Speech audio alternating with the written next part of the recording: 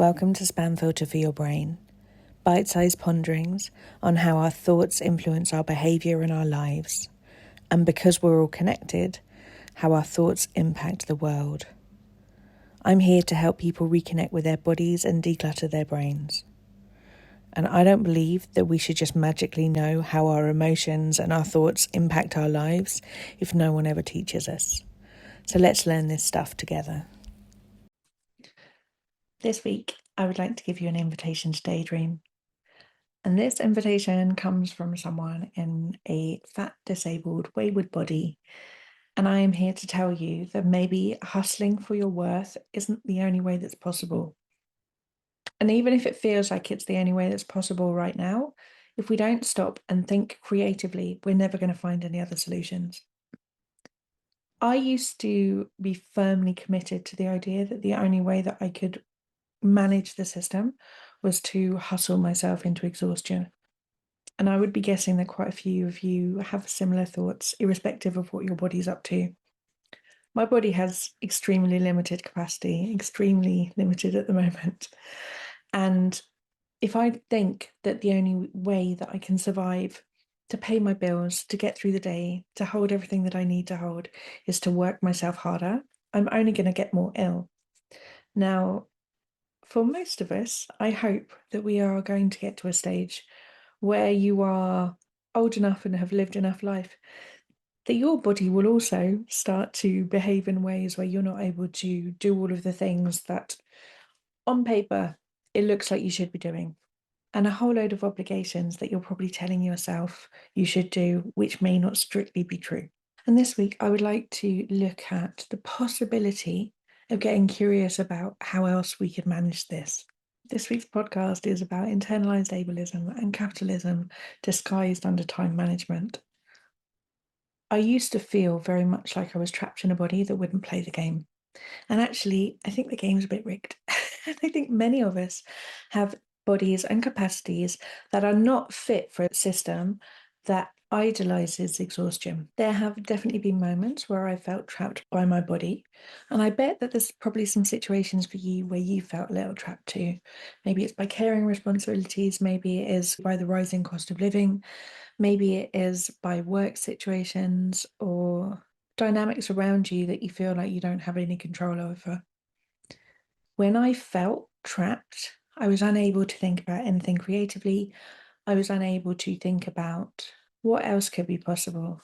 And most importantly, I felt unable to rest because I felt that the moment that I stopped, the whole thing would fall down. The truth is that things were a lot more likely to fall down when I wasn't taking care of myself because I was so overstretched. Now, I know that most of us know this stuff, and it is quite often just lined with, well, how do I rest? The bills still need to be paid. All of this stuff needs to be done. And I bet that there are pockets of time hiding in plain sight where you are telling yourself that you should be doing things that maybe you don't have to, which could be reclaimed. I bet there are moments in your life where you are not being as kind to yourself as perhaps you could be, and you spend a whole load of time trying to navigate your emotions around the fact that you haven't been as gracious or as compassionate to yourself as would be helpful in this situation. I bet that there are a whole load of pockets of time that you spend trying to navigate how other people feel and how other people behave so that you don't have to think and feel particular things about them if they carry on heading the way that they're heading. There are ways that we can find these tiny little pockets of time, and they build. And the biggest thief of time I've found is some of these narratives that are going on internally that were self-critical, criticizing my body, and telling myself things should be other than they are. So when I told myself that my body was wrong, that I should be doing more, my body went into feeling like it was being attacked, because it was, and I was having to navigate all of the stuff that came up when I was receiving that kind of criticism.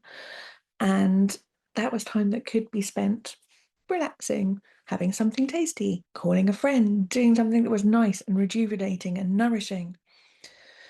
These voices that we have, the inner narratives, are time stealers. They are joy stealers. Frankly, they suck the love out of our life. Learning to identify the ways that we undermine ourselves is the key solution I have found to being able to step away from exhaustion, overwhelm, burnout, and chronic pain. And often additional pain that I have in my body that was just being caused by stress and me holding myself so tight the whole time. Having tools to be able to analyze some of the stories that I tell myself about where I'm feeling stuck and where I'm feeling trapped has been the key thing that has changed me being able to live a life that feels a lot more free, a lot more spacious, and a lot more caring and fun. I make time for fun. I make time for my friends. And I believe that that's possible for all of us. And I also think that it's probably a lot harder if we are also trying to scrabble to put all of our pleasure and joy needs last after we've done all of these obligation things. And whilst we have this background noise telling us that we're not getting things right, that we have to stretch ourselves so thin that there's hardly any of us left. And so by the time that we get round to being able to have any fun, we're quite simply too tired to take anything up. Another way is possible, but it's hard to imagine what that other way could be if you're so tired that you just want to zone out the whole time. I hope that you know by now. Inside Self Care School, we have a whole load of mind management tools, and I want you to know I really don't want to gatekeep this information. I think that it's crucial for change. There is a full wage fee if you can afford it. There is a concessions fee if you need that available to you. And if you can't afford that, I offer scholarship programs. So if not being so tired all the time sounds like something that you would like, please do message me. These tools are available so more of us can free ourselves up from getting out of survival mode and reclaiming some of the joy that we all deserve. I wish that for you. The resources are there and they're available. And I hope that just this idea of bringing kindness to our bodies, bringing kindness to our schedules, making room for curiosity, play, bliss in your life might be something that sounds a lot more exciting than being overwhelmed and exhausted. If you would like to be less overwhelmed and less exhausted, you know where to find me. There's links in the show notes underneath, and I will speak to you next week. If you've been enjoying what you're hearing on the podcast, you will love Self-Care School. Self-Care School is longer versions of this, more in-depth and more personalised. We have a whole hub of courses from body image to boundaries, perfectionism, time management, and a whole range of other topics. You name it, there's probably a course on it.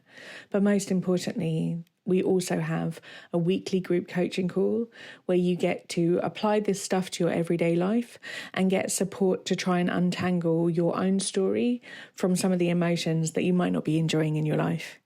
If you would like to learn how to apply this work to your specific situation and to be building a life of your dreams, I would love to see you inside.